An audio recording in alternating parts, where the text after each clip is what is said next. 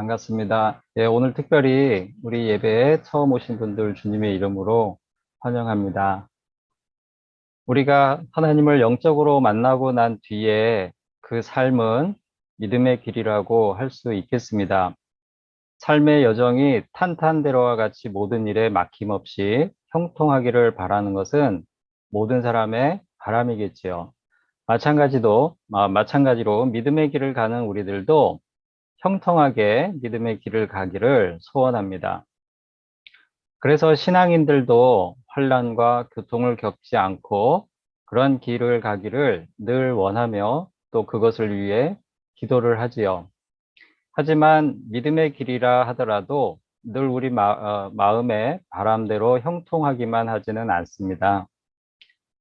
그럴 때는 믿음이 흔들리고 또 우리가 가는 이 길이 과연 나에게 좋은 길인가, 과연 이 길이 옳은 길인가라는 의심이 들기도 합니다.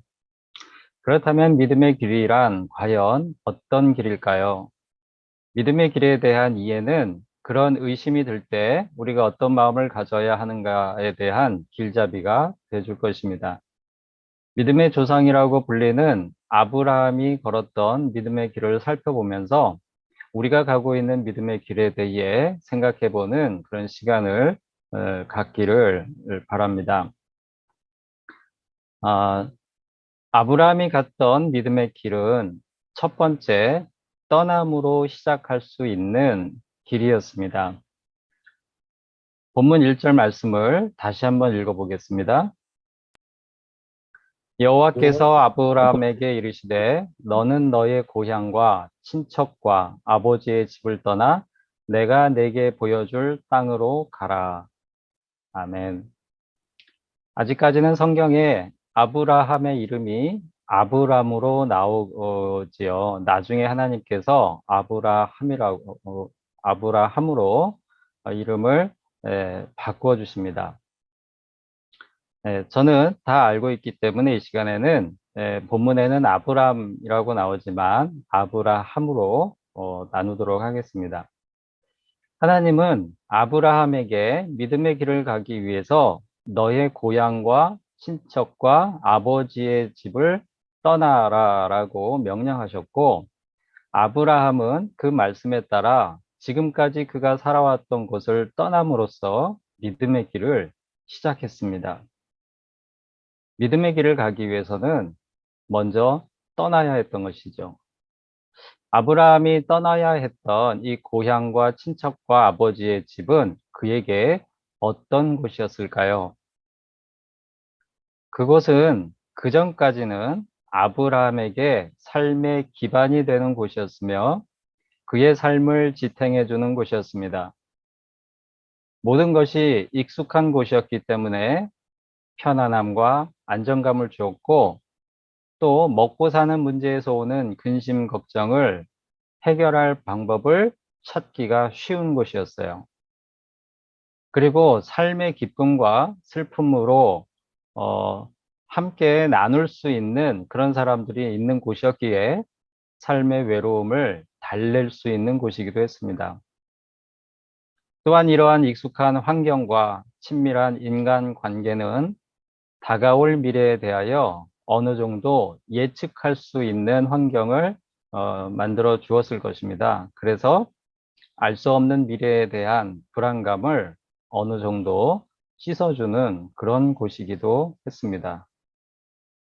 때문에 사실 고향과 친척과 아버지의 집을 떠나기로 결심하는 것은 결코 쉬운 일이 아니죠. 익숙한 곳을 떠나본 경험이 있는 사람들은 아마도 아브라함의 마음을 조금은 공감할 수 있을 것 같습니다. 저는 지금까지 살아오면서 멀리 이사를 했던 3번의 경험이 있습니다. 대안학교 사역을 위해서 서울에서 충청북도로 이사를 했었고, 또 교회 사역을 위해서 충북에서 저 멀리 남동쪽 바닷가에 있는 울산이라고 하는 도시로 이사를 했다가 또 지금 하는 사역을 위해서 다시 서울로 이사를 왔습니다. 나중에 알게 된 사실인데 이사를 할 때마다 제 두 아들은 친구들과 헤어져야 하고 또 새로운 환경과 사람들에 적응해야 하는 일에 굉장히 많은 스트레스를 받았다라는 것을 알았습니다. 물론 제 아내도 마찬가지였고요. 지금 이 예배에 함께하고 있는 여러분들 중에도 한국에서 미국으로 이민을 가는 과정에서 저희 가족과는 비교할 수 없는 그런 심적 또 육체적인 고통을 겪어야 했던 분들이 있을 것입니다. 아브라함은 어땠을까요? 지금은 우리가 미리 정보를 검색해서 미리 준비를 할 수 있는 그런 시대입니다. 그렇죠? 어딘가로 옮겨가려면 그곳에 대한 사정, 또 어떻게 그곳에서 생활을 해야 되는지 이러한 정보들을 우리가 비교적 쉽게 얻을 수 있어요. 하지만 아브라함 당시에는 미지의 세계에 대한 사전 정보를 지금처럼 자세하게 알 수 없는 시대였습니다. 그리고 한 번도 가본 적이 없는 길을 가기 때문에 가는 길에 도적들을 만날 수도 있고요. 또 사나운 짐승들을 만날 수도 있는 그런 위험이 곳곳에 도사리는 길을 가야 하는 그런 불안과 두려움이 있었을 것입니다. 그리고 마땅한 이동 수단도 없어서 육체적 고통도 감안하고 떠나야 했을 것입니다. 뿐만 아니라 아브라함은 사실 목적지도 모른 채 떠나야 했습니다. 우리가 12장 1절에서 4절까지만 읽어봤는데요. 5절에 보면 그가 가나안 땅으로 갔다고 나옵니다. 그런데 아브라함은 그곳이 최종 목적지인 줄은 모르고 갔었어요. 그러다가 7절 말씀을 보면 여호와께서 아브라함에게 나타나 이르시되 내가 이 땅을 네 자손에게 주리라. 그때 가서야 하나님께서 이 땅을 주겠다라고 말씀을 하십니다. 그 말씀을 듣고서야 비로소 그 땅이 1절에서 말씀하신 내가 내게 보여줄 땅이었음을 깨닫고 그곳에서 처음으로 제단을 쌓게 됩니다. 이렇듯 아브라함에게 있어서 믿음의 길은 여러 가지 위험과 또 고통, 또 어딘지 알지 못하면서 오는 불안감을 무릅쓰고 떠남으로써 시작된 길이었습니다. 이와 같이 믿음의 길은 사실 익숙한 것을 떠나면서 오는 그런 심적인 육체적 고통을 감내하기로 결단하는 일에서 비로소 시작되는 것입니다. 그렇다면 우리에게 떠나야 할 것은 또는 떠나야 할 것은 무엇일까요? 이 떠남은 당연히 물리적으로 먼 곳으로 가는 것을 뜻하는 것은 아닙니다. 영적인 의미에서 그동안에 익숙하고 편안함과 안정감을 느끼게 해주었던 것들에서 과감하게 떠나는 것을 의미하는 것일 것입니다. 그런 것들에는 무엇이 있을까요? 하나님께서 기록하신 사도 바울의 고백에서 힌트를 얻을 수 있을 것 같습니다. 사도 바울 역시 믿음의 길을 가기 위해서 떠나고 버렸던 것들이 있습니다. 빌립보서 3장 7절 말씀을 우리 같이 읽어보겠습니다. 그러나 무엇이든지 내게 유익하던 것을 내가 그리스도를 위하여 다 해로 여길 뿐더러 또한 모든 것을 해로 여김은 내 주 그리스도 예수를 아는 지식이 가장 보상하기 때문이라. 내가 그를 위하여 모든 것을 잃어버리고 배설물로 여김은 그리스도를 얻고. 아멘. 사도 바울은 믿음의 길을 가면서 과거 자신에게 유익하던 것을 다 해로 여기고 심지어는 배설물로 여긴다고 고백하고 있습니다. 그에게 유익을 주던 것들에는 무엇이 있을까요? 그는 유대 민족의 강한 정체성을 가지고 있었고요. 그리고 해박한 율법 지식도 가지고 있었습니다. 유대인들이 지키던 전통과 관습에도 그는 해박한 그런 지식을 가지고 있었습니다. 그러니 유대교에 대한 강한 신념이 있었고요. 또 열정이 있었죠. 이런 것들은 아브라함의 고향과 친척과 아버지의 집을 떠나라고 할 때에 그 고향과 친척과 아버지의 집과 같이 사도 바울이 예수님을 만나기 전까지 그의 삶을 단단하게 지탱해주는 그런 기반이 되어 주었던 것들입니다. 그래서 그는 스데반의 살인의 증인이 되었고요. 또 그리스도인들을 박해하는 일에 앞장서기를 주저하지 않았고 오히려 그러한 일들에 자부심을 느꼈는데 그렇게 하도록 만들어 주었던 것들이죠. 하지만 그가 예수님을 만나고 진정한 믿음의 길을 시작하면서 그는 그 모든 것에서 떠났습니다. 그 모든 것을 해로 여겼고 그 모든 것을 배설물로 여겼던 것이죠. 그러면서 믿음의 길을 가는 사람들에게 자신과 같이 그런 옛사람의 모습을 벗어버리길 강하게 권면합니다. 에베소서 4장 21절 24절 말씀을 읽어보겠습니다.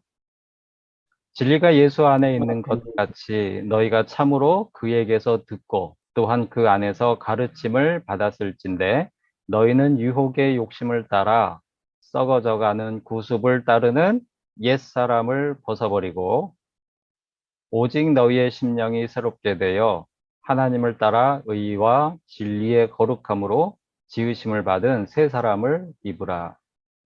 아멘. 사도 바울은 이 말씀에서 예수님의 가르침을 받아 믿음의 길을 가는 사람들에게 그동안 그들이 세상의 욕심을 따라 살던 결국에는 썩어져 사라질 옛사람을 벗어버리고 새 사람을 입으라고 강권합니다. 그러므로 믿음의 길은 시작하기에 앞서 우리에게 옛사람의 모습을 떠나서 새롭게 변화된 모습으로 살아가겠다는 결단을 하도록 촉구하는 길입니다. 우리가 떠나야 할 고향과 친척과 아버지의 집이 있다면 무엇이 있을까요? 하나님을 만나기 전까지 지니고 있었던 썩어져 가는 구습을 따르는 옛사람의 모습이 있다면 그것이 우리에게는 떠나야 할 고향과 친척과 아버지의 집이 될 것입니다. 그것은 죄악된 행동일 수 있고요. 또 세상의 가치관과 신념과 또는 우리가 지니고 있었던 기질일 수도 있고 성품일 수도 있습니다. 세상의 기쁨과 즐거움일 수도 있고요. 우리가 마음으로 의지했던 어떤 대상이나 물건일 수도 있습니다. 그래서 예수님을 알기 전까지는 우리는 그것이 유익인 줄 알았지만 예수님을 알고부터는 그것이 해가 되는 것임을 깨닫게 되는 것들, 그런 것들이 있다면 그것들이 바로 믿음의 길을 가기 위해서 버리고 떠나야 할 우리들의 고향과 친척과 아버지의 집이 되는 것이죠. 둘째, 아브라함이 갔었던 믿음의 길은 어떤 길이었느냐? 바로 무한도전의 길이었습니다. 이 무한도전이라는 한국 예능 프로그램이 있었죠. 지금도 유튜브에 많이 우리가 유튜브에서 볼 수 있는데 무한도전은 원래 무모한 도전으로 시작했었다고 합니다. 저는 기억이 나지 않는데요. 제가 찾아봤어요. 그러니까 처음에는 무모한 도전으로 시작했던 프로그램이었다고 그래요. 멤버들이 나와서 말 그대로 여러 가지 컨셉의 무모한 도전을 시도하면서 시청자들에게 많은 웃음을 안겨줬던 그런 장수 예능 프로그램이었죠. 그런데 사실 아브라함의 믿음의 길도 무모한 도전과 같은 그런 길이었습니다. 앞에서 언급했던 것과 같이 처음에는 목적지도 모른 채 안정된 삶에서 불안과 두려움의 미지의 세계로 나가는 그런 길이었습니다. 그의 믿음의 길이 얼마나 무모했으면 하나님께서도 히브리서에서 아브라함이 갈 바를 알지 못하고 나아갔다 이렇게 말씀하시고 있습니다. 히브리서 11장 8절 말씀을 읽어보겠습니다. 믿음으로 아브라함은 부르심을 받았을 때에 순종하여 장래 기업으로 받을 땅에 나갈새 갈 바를 알지 못하고 나갔으며. 아멘. 하나님께서 땅을 약속하긴 하셨지만 콕 집어서 거기가 어디라고 가르쳐 주지는 않은 상태에서 떠나라고 하셨어요. 우리는 지금 떠나려면 내비게이션을 켜고 목적지를 딱 찍어 놓고 그리고 가잖아요. 근데 아브라함은 찍을 목적지가 없는 상태에서 무모하게 떠났던 겁니다. 그것을 갈 바를 알지 못하고 나갔다 이렇게 말씀하시고 있죠. 자신이 어디로 가는지도 모르면서 무작정 떠나야 했던 그 길이 믿음의 길이었습니다. 그럼에도 그가 그 무모한 도전을 할 수 있었던 까닭은 하나님의 약속이 있었기 때문이죠. 본문 2절에서 4절을 다시 읽어보겠습니다.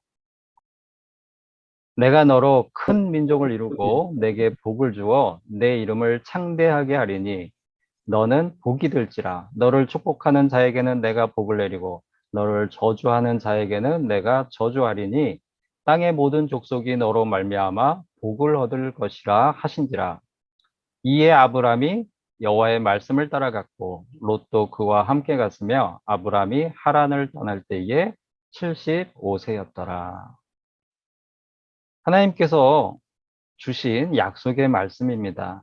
그런데 사실 이 약속 역시 아브라함의 당시 형편에 비춰보면 세상적인 관점에서는 실현 가능성이 별로 보이지 않는 그런 약속이었어요. 왜냐하면 12장 앞에 11장 30절 말씀을 보면 아브라함의 아내 사레가 임신하지 못함으로 자식이 없었다라고 나옵니다. 하나님께서는 큰 민족을 이루어 주시겠다고 하셨지만 실상 아브라함에게는 자식이 한 명도 없는 상태였어요. 앞으로 자식이 태어날 것을 기대하기가 점점 어려워지는 그런 상태였습니다. 왜냐하면 그의 나이 벌써 75세였거든요. 그때 당시에는 사람들이 이 수명이 길었으니까 75세면은 지금으로 치면은 젊은이의 나이 아닌가 이렇게 생각해 볼 수도 있지만 11장에 나오는 족보를 쭉 보면은요. 보통 30세 때 30대에 자녀를 낳기 시작을 합니다. 지금하고 그렇게 크게 차이가 나지 않아요. 그러니 75세가 되기까지 자녀가 없었다면 마음으로는 이미 접었을 수도 있는 상황이었겠죠. 게다가 75세의 나이에 고향을 떠나 이제는 나그네의 삶을 다른 민족에게는 이방인이 되는 그런 삶을 시작한다는 것은 자신의 이름이 창대하게 될 가능성을 오히려 더 떨어뜨리는 그런 상황 가운데로 들어가는 그런 것과 다름없는 그런 길이었습니다.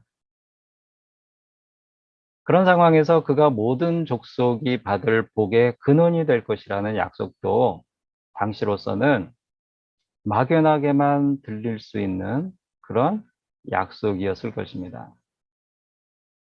이런 점에서 그의 믿음의 길은 한편으로는 무모한 도전이었죠. 그래서 아마도 그를 아는 대부분의 사람들은 그가 고향과 친척과 아버지의 집을 떠날 때 그에게 가지 말라고 조언했을 것 같아요. 어떤 이들은 아마도 그를 어리석고 미련하다는 말로 조롱했을 수도 있을 것 같습니다. 그럼에도 아브라함은 가능성이 별로 보이지 않는 그 믿음의 길을 간 것이죠. 아브라함이 그 믿음의 길을 갈 때 의지했던 것은 세상의 지혜와 경험과 힘이 아닌 오로지 하나님의 말씀이었습니다. 그래서 우리가 읽은 본문 4절에 이에 아브라함이 여호와의 말씀을 따라갔고 라고 표현하고 있습니다. 오로지 그가 따라갔던 것은 여호와의 말씀이었던 것이죠. 오로지 그가 의지했던 것은 하나님의 말씀이었던 것입니다. 그리고 앞에서 읽었던 히브리서 11장 8절에서도 믿음으로 아브라함은 부르심을 받았을 때에 순종하였다. 이렇게 말씀하시고 있습니다. 믿음의 길은 말 그대로 믿음을 가지고 가는 길이다 라고 하는 것입니다. 다른 것들이 아니고 믿음을 가지고 가는 길이다. 아브라함이 무모한 도전을 할 수 있었던 까닭은 하나님의 말씀을 믿고 순종한 것이 전부였기 때문입니다. 그가 하나님의 약속의 말씀을 들었을 때 그는 자신의 아내가 임신하지 못한다는 사실도 자신의 나이가 75세라는 점도 전혀 고려 대상이 아니었습니다. 안정된 삶을 뒤로하고 미지의 세계로 무작정 떠나야 하는 무모한 도전이었음에도 그래서 그는 주저하지 않았던 것이죠. 아브라함이 믿음의 길을 갈 때 가장 중요하게 여긴 것은 하나님의 약속에 대한 믿음이었습니다. 사랑하는 성도 여러분, 우리를 포함하여 우리 주변에는 믿음의 길을 간다고 말하는 사람들이 참 많이 있습니다. 그런데 가만히 보면 교회를 다닌다고 반드시 믿음의 길을 간다라고 말할 수 없을 것 같아요. 교회를 다니면서도 믿음의 길을 가지 않는 사람들이 있습니다. 그리고 우리 국수집에 이야기하러 오시는 그런 분들하고 대화를 하다 보면 가나안 성도, 즉 지금은 교회를 안 나가고 있는 그런 분들도 믿음의 길을 여전히 가고 있는 그런 분들이 있어요. 교회를 가고 안 가고가 중요한 게 아니고요. 하나님을 믿는 믿음이 있느냐, 그 믿음을 가지고 신앙생활을 하고 있느냐, 그게 중요한 거죠. 그 믿음을 가지고 삶의 위기의 순간에 결정적인 것들을 결정하고 판단할 때 하나님의 말씀, 또 그 믿음이 기준이 되고 있느냐, 그렇지 않느냐가 우리가 믿음의 길을 가고 있는가를 판단할 수 있는 중요한 기준이 된다라고 하는 것입니다. 우리는 자주 믿음이 흔들리는 것을 또 한편 경험하기도 하지요. 그럴 때마다 우리는 내가 믿음의 길을 가고 있는가, 또는 내가 심지어는 믿음의 길 가기를 과연 시작했는가,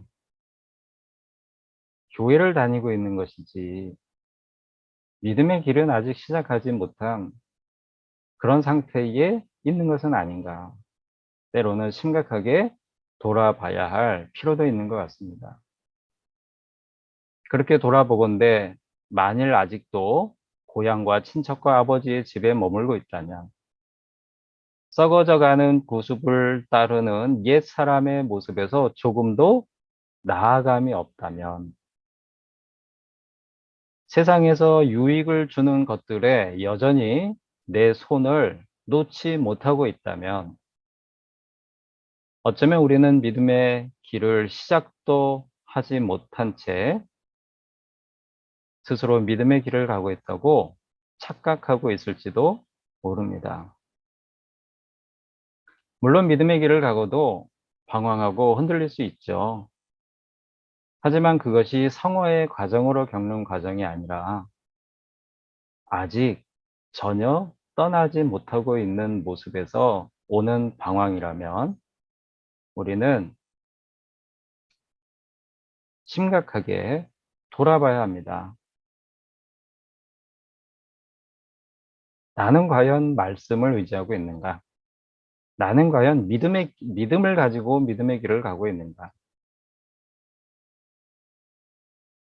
우리의 조건과 처한 상황 때문에 말씀을 의지하지 못하고 있지는 않은가? 진정한 믿음의 길은 떠남과 오직 믿음으로 시작하는 길임을 기억할 수 있어야 되겠습니다.